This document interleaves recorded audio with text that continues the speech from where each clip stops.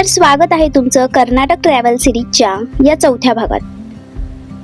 तर आज आम्ही आलो आहोत शेतीची सफर करण्यासाठी।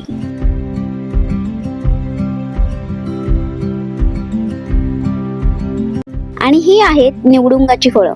ही फळं तोडताना जिजूंच्या हातात अनेक काटे घुसले।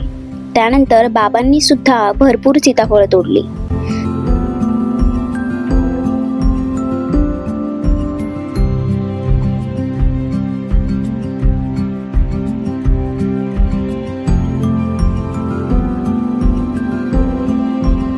त्यानंतर वाटेतील हे सुंदर क्षण टिपत आम्ही निघालो घरी येण्यासाठी।